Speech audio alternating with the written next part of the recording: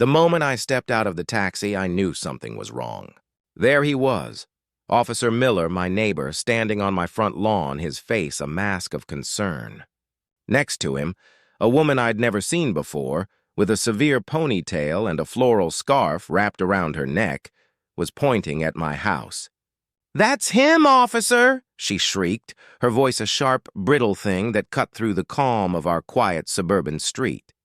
"That's the man who broke into my house. Arrest him!"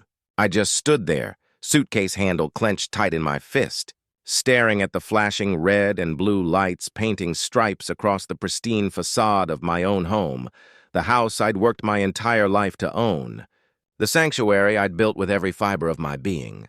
And the woman was wearing my wife's silk bathrobe, the sheer staggering audacity of it all. It was so absurd, so utterly bizarre, that for a moment I actually felt a laugh bubble up in my chest.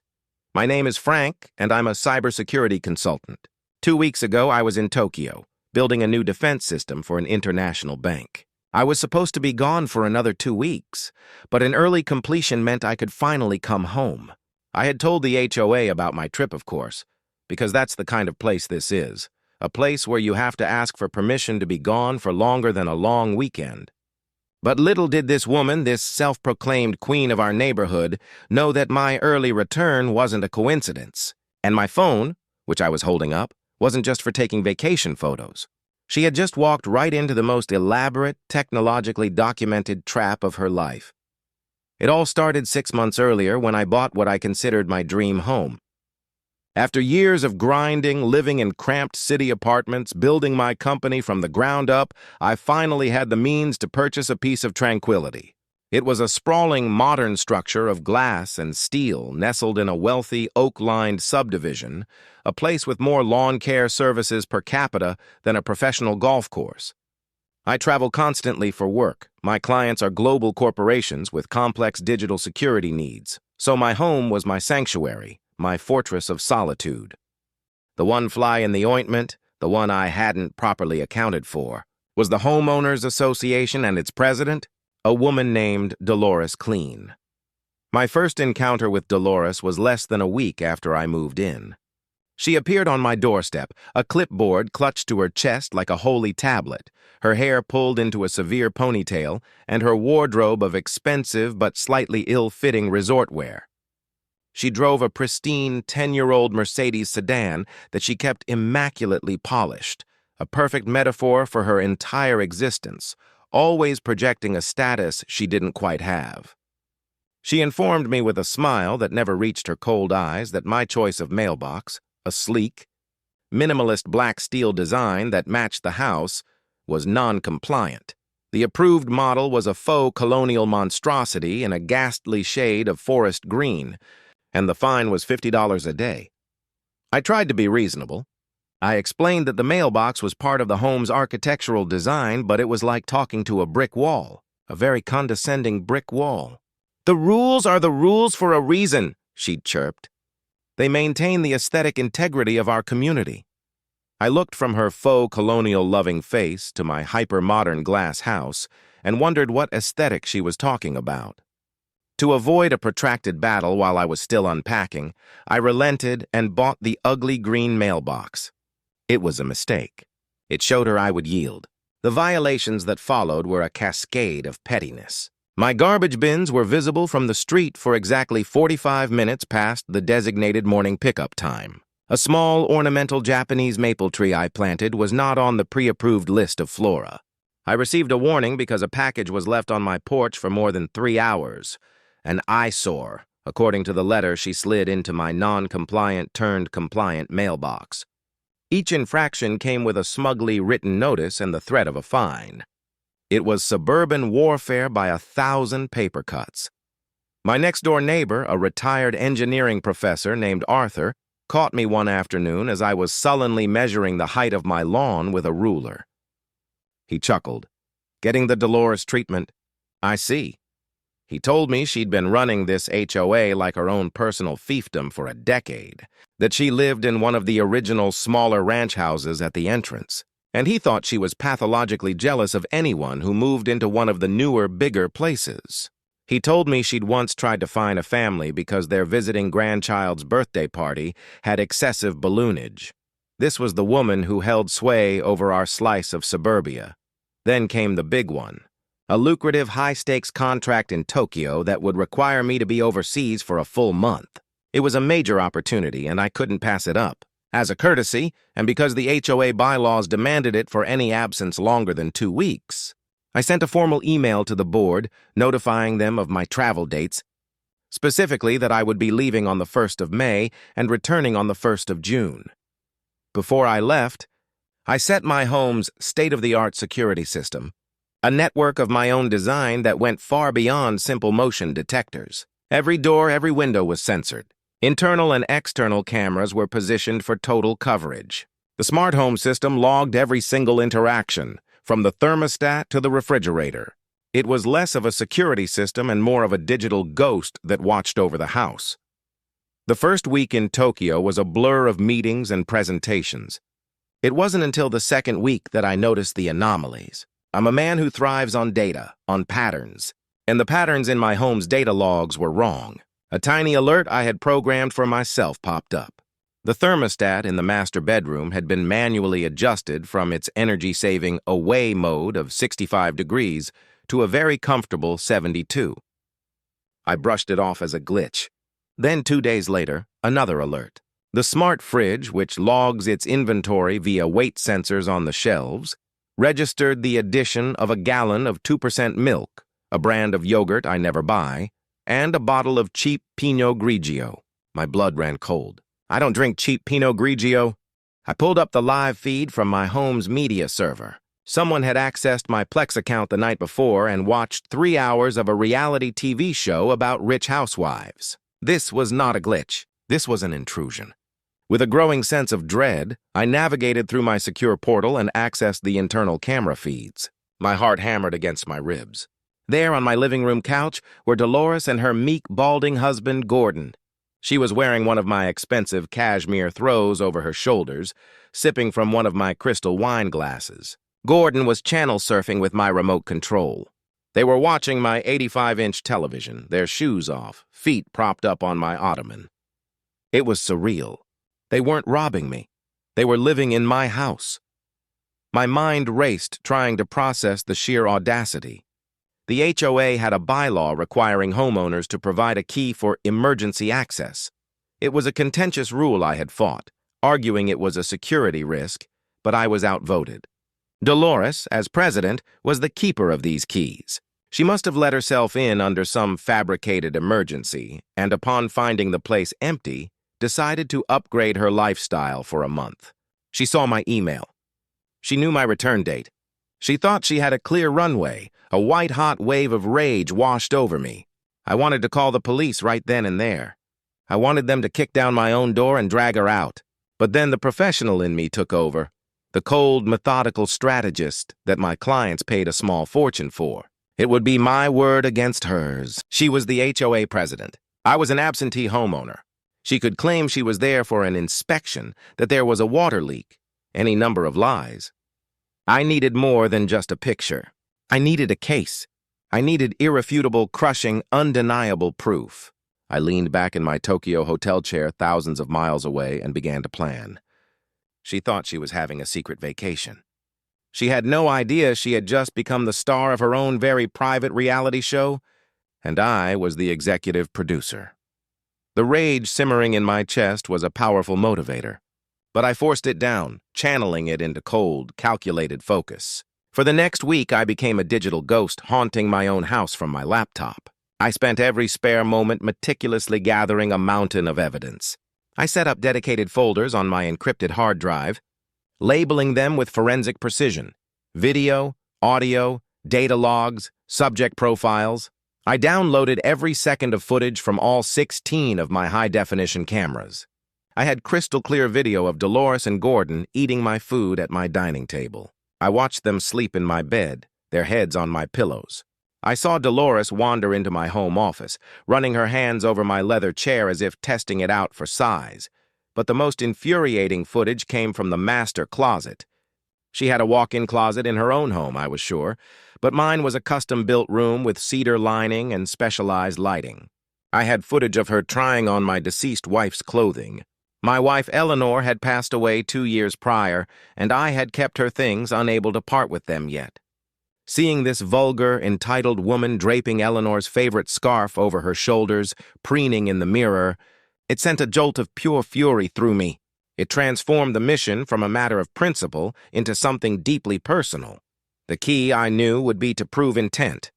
I needed to prove that Dolores knew she was there illegally and had a plan to conceal her presence. This is where modern technology gave me an almost unfair advantage. Many of my internal security cameras had microphones, which I had legally installed for security purposes. I remotely activated the audio on the camera in my home office, the room where Dolores seemed to spend an inordinate amount of time.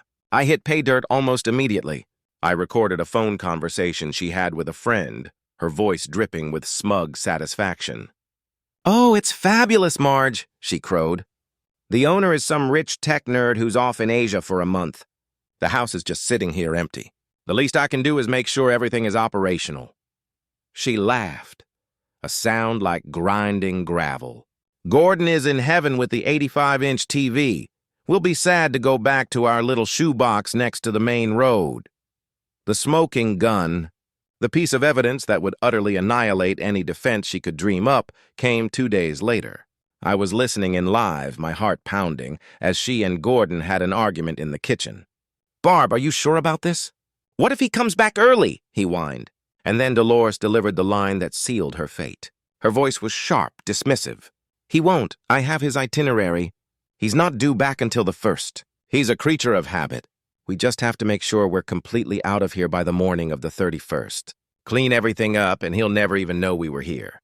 I saved the audio file, labeled it Exhibit A, and backed it up on 3 different secure servers. It was time to contact my lawyer. I sent a heavily encrypted email to David Chen, a sharp, no-nonsense litigator I'd worked with before. The subject line was Urgent, Highly Unusual Matter. I attached a single low-resolution still image of Dolores on my couch and a short, password-protected audio clip of her he'll never know conversation. His reply came within the hour. "Call me now." When I got him on a secure line, his initial reaction was stunned silence, followed by a low whistle. "Frank," he said, "in 20 years of practicing law, I have seen some truly brazen things, but this is a masterpiece of idiotic entitlement." We spent the next hour mapping out the strategy. It was a 2-pronged attack. First, the criminal complaint, and second, the civil action and the complete dismantling of her HOA power base.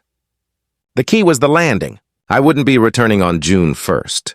I would be returning on May 15th. We would let her get comfortable, cocky, absolutely certain her little vacation was foolproof. And then I would simply come home. The early return, David argued, was critical. It would catch her completely off guard and force her to react erratically, hopefully in front of witnesses. The 12-hour flight from Tokyo felt like the longest journey of my life. It wasn't fatigue from the time difference. It was a humming, coiled anticipation. As I rounded the final corner, my house came into view. And there she was, Dolores, lounging on one of my expensive chaise lounges on the front porch, wearing what I now recognized as one of Eleanor's silk kimonos over her clothes, a book in her lap sipping from a wine glass. She looked completely at home, the self-appointed queen of the castle. I kept my phone in my hand, discreetly recording, just as David had advised. For a moment, she didn't see me. Then she glanced up. The sequence of emotions that flashed across her face was a sight to behold.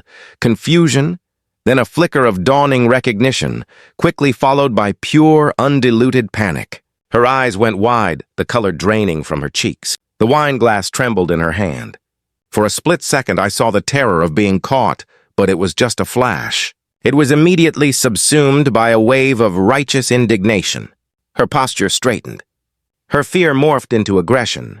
This was her fatal flaw, the arrogance Arthur had warned me about, the very trait David and I were counting on. "Who are you?" she demanded, her voice tight. "This is private property."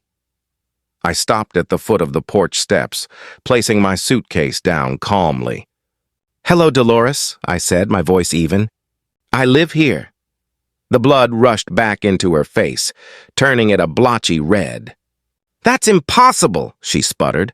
The owner isn't due back for 2 weeks. It was a beautiful, unintentional confession. She knew the timeline. She had been tracking it. Before I could respond, she lunged for the offensive, whipping out her phone. You're a trespasser. I'm calling the police, she shrieked, her voice echoing across the manicured lawns. This was it, the moment of truth. I just stood there, impassive, and let her do it. Within minutes, the serene afternoon was torn apart by the wail of sirens. 2 police cruisers screamed around the corner and pulled into my driveway, lights flashing, bathing the scene in strobes of red and blue. Arthur appeared on his lawn next door, exactly as I'd hoped, watching with a concerned but knowing expression. Sergeant Miller, a calm, weathered man, took charge. Ma'am, sir, what's going on here? Dolores pointed a trembling finger at me. That man, officer, he's a trespasser. He came onto my property and refused to leave. Arrest him. Officers, I said, my voice steady and low, a stark contrast to Dolores's screeching. There seems to be a grave misunderstanding. This is my house. She let out a derisive snort. He's lying. I'm the HOA president. I'm responsible for this property while the owner is out of the country. This man is a danger to the community. This was her playing her trump card, her title, the flimsy shield of authority she hid behind. It was exactly what I wanted. She had publicly, in front of law enforcement, declared herself the responsible party for the property. She had woven her own net, and now it was time for me to pull it tight. Sergeant Miller held up a hand to quiet her. Okay, let's all just take a breath, he said, his gaze settling on me.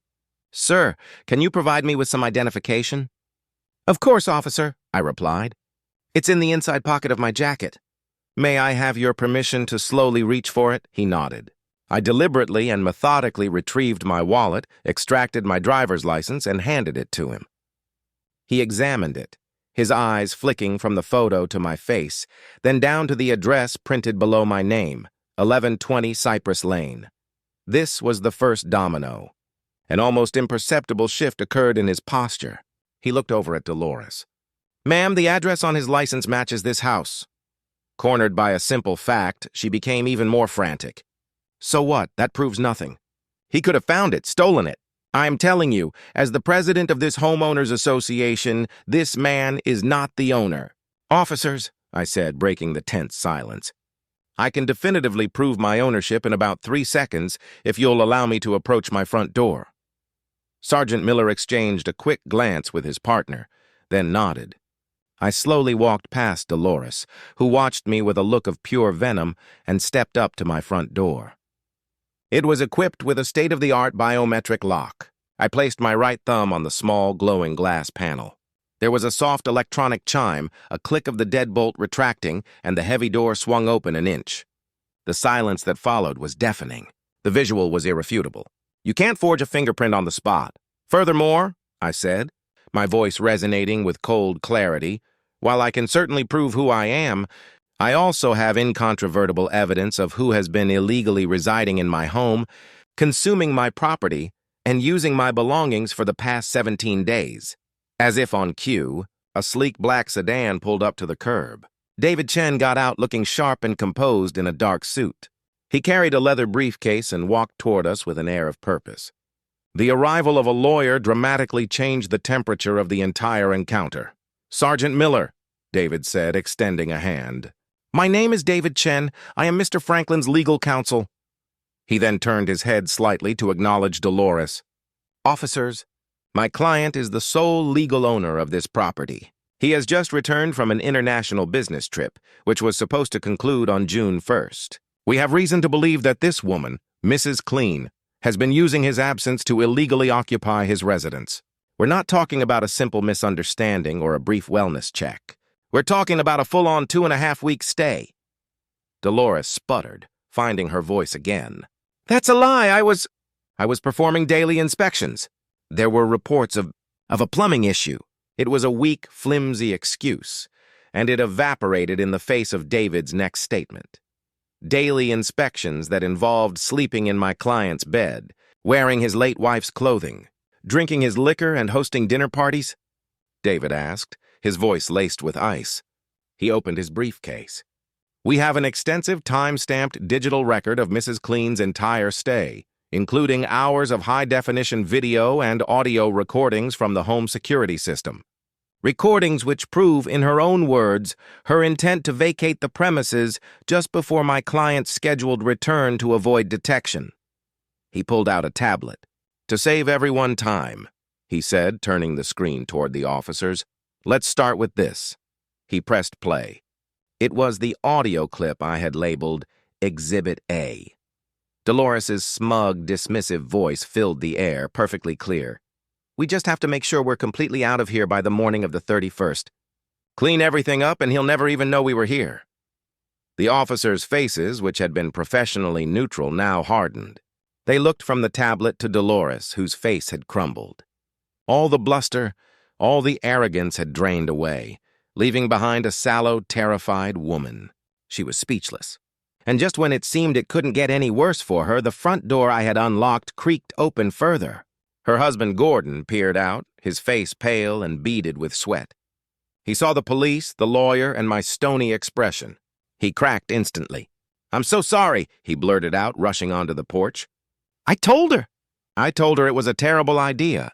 I didn't want any part of this. She made me do it." His pathetic, panicked confession was the final nail in her coffin. Sergeant Miller had heard enough. He took a deliberate step toward Dolores, his demeanor now entirely that of a law enforcement officer about to make an arrest. "Dolores Clean," he said, his voice flat and official, "you have the right to remain silent." The sound of the handcuffs ratcheting shut echoed in the sudden quiet of the afternoon. As the junior officer led a whimpering, utterly defeated Dolores toward the back of a patrol car, my neighbor Arthur, who had been watching the entire drama unfold from his lawn, caught my eye. He gave me a slow, deliberate nod of approval, a gesture that conveyed more satisfaction than 1,000 words. The Queen had been deposed, not in some stuffy boardroom, but in a humiliating public spectacle on the steps of the very palace she had tried to steal. The aftermath of Dolores's arrest was swift and decisive. With her cuffed and driven away, a satisfying silence descended upon the neighborhood, broken only by the whispers of the few neighbors who had witnessed the downfall. Gordon was questioned, but ultimately not charged, largely due to his immediate cooperation and my assertion that he was more of a coerced accomplice than a co-conspirator. David and I saw no value in prosecuting him. His public humiliation and the implosion of his marriage were punishment enough. He scurried back to their actual house with the haste of a frightened mouse, leaving me to finally, truly come home. The legal process for Dolores was an open and shut case. Faced with the mountain of digital evidence I had compiled, the hours of video, the server logs, the damning audio of her admitting her plan, her lawyer advised her to plead guilty to a lesser felony charge of criminal trespass and theft. She was sentenced to 3 years of probation, a significant fine, mandatory counseling, and, most importantly, was ordered to pay full restitution for all damages and consumed goods. I meticulously calculated the cost of the food she ate, the wine she drank, and the premium scotch she served to her friends, down to the last coffee bean. David presented the itemized bill to her attorney, a document that itself served as a final, humiliating reminder of her grubby intrusion. I later learned from Arthur that she and Gordon were forced to sell their house to cover her legal fees and the restitution. The last I saw of them, they were loading a U-Haul, their faces grim. As for the restitution check, when it arrived, I endorsed it directly over to a local charity that provides housing for the homeless. It seemed the most fitting end for money obtained from such a gross abuse of shelter. But my victory wasn't just about personal justice against one woman. It was about dismantling the toxic system she had created. The HOA board was thrown into absolute chaos. With their president facing a felony charge, an emergency meeting was called in the community clubhouse. I attended with David by my side. The remaining board members, a collection of spineless enablers who had allowed Dolores's reign of terror to persist for years, sat at a long table, looking distinctly uncomfortable. They were expecting me to sue the HOA into oblivion. I had a different goal. David began by laying out the sheer scope of Dolores's abuse of power, focusing on the emergency key bylaw that had been her weapon of choice. He explained that while we had every right to pursue a multi-million-dollar lawsuit against the HOA for gross negligence, my client was prepared to be reasonable under certain conditions. I then stood up and addressed the packed room of my fellow homeowners. I told them the whole story, not with anger, but with a calm, factual demeanor. I projected a few key pieces of evidence onto a large screen, a still from the video of Dolores hosting a party on my patio, and the transcript of her phone call bragging about her free vacation. Gasps rippled through the room. People who had been fined for the color of their petunias were now seeing the enforcer of those rules revealed as a common thief. "This isn't about me," I concluded. "This is about the principle that no one in our community should have the power to violate the sanctity of another's home. This bylaw giving one person access to all of our houses is a security nightmare waiting to happen. It has to go." The enablers on the board folded like cheap suits. A motion was immediately raised from the floor to permanently rescind the emergency key bylaw. It passed unanimously. In the ensuing fallout, the entire board was shamed into resigning. An election for a new board was announced. Several people nominated me, but I politely declined. I wasn't a politician. I was a problem solver who had already solved his problem. I did, however, nominate Arthur. The retired professor, initially hesitant, was coaxed into accepting by a standing ovation from his neighbors. He went on to lead a new, far more reasonable and transparent HOA, one focused on maintaining the community, not policing it. Weeks later, life had settled into a new, more peaceful normal. The ugly green mailbox Dolores had forced upon me was gone, replaced once again by my sleek black steel one. It felt like a small but significant symbol of my victory. I was sitting on my back patio one evening, the same patio where Dolores had entertained her friends with my scotch. I poured myself a glass of that very same single malt, the bottle now rightfully mine to enjoy. The air was calm, the sun was setting, and the only sounds were the crickets and the distant laughter of children. I thought about the absurdity of it all.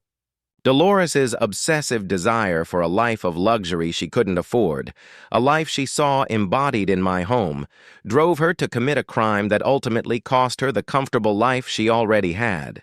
Her arrogance and her belief in her own petty authority were her downfall. She underestimated me completely. She saw a quiet tech nerd, not a man whose entire career was built on seeing patterns, gathering data, and patiently waiting for the right moment to act. She thought she was a wolf sneaking into the sheep pen, never realizing the sheepdog was watching from halfway around the world, logging her every move. The whole crazy ordeal reinforced a lesson I'd learned long ago in the digital world. Bullies, whether they're in a boardroom or a subdivision, thrive on intimidation and the assumption that you won't fight back.